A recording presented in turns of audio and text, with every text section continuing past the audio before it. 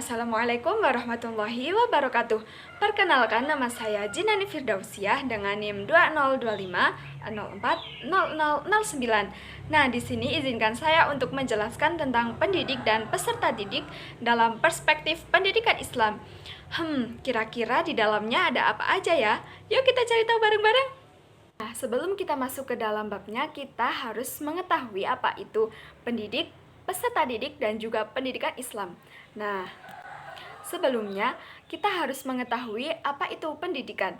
Nah, pendidikan itu adalah bimbingan yang dilakukan secara sadar oleh pendidik kepada peserta didik agar peserta didik tersebut dapat mengetahui tentang apa yang sudah diajarkan. Nah, pengetahuan itu bisa berupa dari sikap ataupun dalam bentuk pembelajaran. Nah, menurut Dr. Ahmad Demunka, pendidikan adalah bimbingan secara sadar oleh pendidik terhadap perkembangan jasmani dan rohani peserta didik menuju terbentuknya kepribadian yang utama. Nah, jika sudah mengetahui apa itu pendidikan secara umum, kita akan membahas tentang pendidikan Islam. Menurut Dr. Andes Ahmad D. Marimba, pendidikan Islam yaitu bimbingan jasmani, rohani, berdasarkan hukum-hukum agama Islam untuk menuju kepada terbentuknya kepribadian utama menurut ukuran-ukuran Islam. Nah, jadi pendidikan Islam tentu saja berlandaskan pada hukum-hukum Islam dan tidak mungkin pula bertentangan dengan hukum-hukum Islam. Nah, pendidikan Islam, seperti pendidikan pada umumnya, itu berusaha untuk membentuk pribadi manusia, harus melalui proses yang panjang dan dengan hasil yang tidak dapat diketahui dengan segera. Nah, jadi pendidikan itu berbeda dengan proses pembuatan seperti benda mati karena dalam pendidikan itu diperlukan sebuah proses kesabaran agar mendapatkan hasil yang maksimal. Kemudian sekarang kita masuk ke dalam tujuan pendidikan. Di sini saya mengambil Al-Syaibani sebagai ahlinya. Al-Syaibani menjabarkan tujuan pendidikan Islam menjadi 1. Tujuan yang berkaitan dengan individu. Yang kedua, tujuan yang berkaitan dengan masyarakat, dan yang ketiga adalah tujuan profesional yang berkaitan dengan pendidikan dan pengajaran sebagai ilmu. Nah, jadi Al-Syaibani itu menjabarkan tujuan pendidikan Islam menjadi 3 bagian. Mari kita bahas satu persatu. Nah, jadi tujuan yang pertama adalah tujuan yang berkaitan dengan individu. Nah, tujuan yang berkaitan dengan individu itu mencakup perubahan yang berupa pengetahuan, tingkah laku, jasmani dan juga rohani, dan kemampuan-kemampuan yang harus dimiliki untuk hidup di dunia akhirat. Nah, jadi tujuan yang berasal dari individu itu dapat berasal dari internal kita atau dari hati dan juga eksternal atau dari perbuatan kita sendiri. Nah, kemudian ada tujuan yang berkaitan dengan masyarakat, yaitu mencakup tingkah laku masyarakat, tingkah laku individu dalam masyarakat, dan juga perubahan kehidupan masyarakat. Yang ketiga itu ada tujuan profesional yang berkaitan dengan pendidikan dan pengajaran sebagai ilmu. Nah, di sini itu tidak hanya sebagai ilmu saja yang disebutkan, tetapi juga ada sebagai seni, sebagai profesi, dan sebagai kegiatan masyarakat. Yang ketiga itu ada tujuan profesional yang berkaitan dengan pendidikan dan pengajaran. Nah, itu bisa sebagai apa? Nah, bisa sebagai ilmu, sebagai seni, sebagai profesi, dan sebagai kegiatan masyarakat. 4 hal ini itu bisa dilakukan oleh siapapun, tidak hanya bisa dilakukan oleh seorang guru, tetapi bisa juga dilakukan oleh seseorang yang memang sudah paham dengan hal tersebut, kemudian bisa diajarkan kepada sesama yang lebih membutuhkan. Selanjutnya, kita akan masuk ke dalam pendidik dalam perspektif pendidikan Islam. Jadi, dalam pengertian yang lazim digunakan, pendidik adalah orang dewasa yang bertanggung jawab untuk memberikan pertolongan kepada peserta didiknya dalam perkembangan jasmani maupun rohaninya. Nah, memberikan pertolongan pada peserta didiknya itu agar apa sih? Jadi agar dapat mencapai tingkat kedewasaan, kemudian mampu berdiri sendiri dan memenuhi tingkat kedewasaannya, kemudian mampu mandiri dalam memenuhi tugasnya sebagai hamba dan khalifah Allah Subhanahu wa taala. Jadi pendidik itu adalah orang yang tugasnya untuk mendidik agar dapat memenuhi tugasnya sebagai hamba dan khalifah Allah Subhanahu wa taala, karena manusia itu diciptakan untuk menjadi pemimpin. Pendidik itu juga termasuk pemimpin. Sebagai kosakata yang bersifat generik, pendidik itu mencangkup guru, dosen, dan juga guru besar.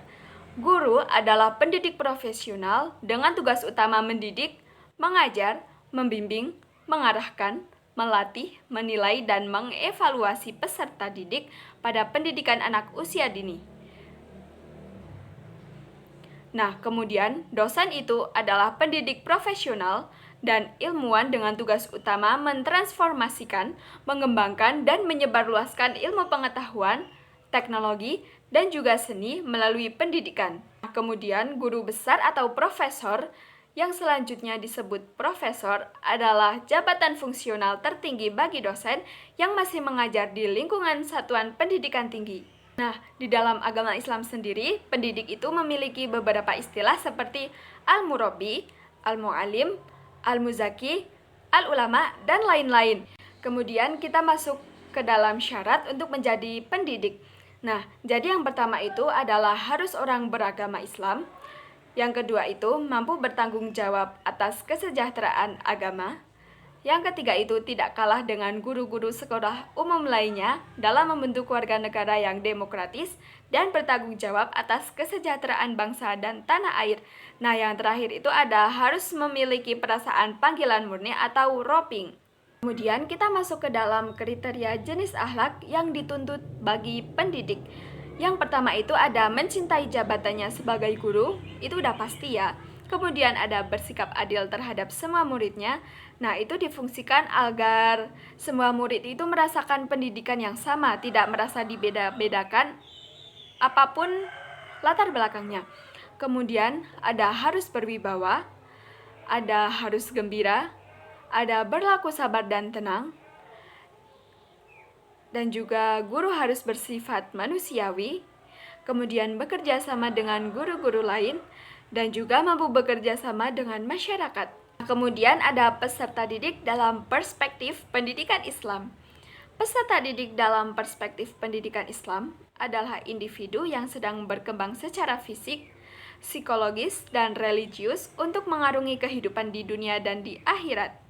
Peserta didik memiliki karakteristik sebagai subjek dan objek pendidikan yang memiliki kebutuhan dan perbedaan antar individu. Peserta didik merupakan objek penting dalam ilmu pendidikan.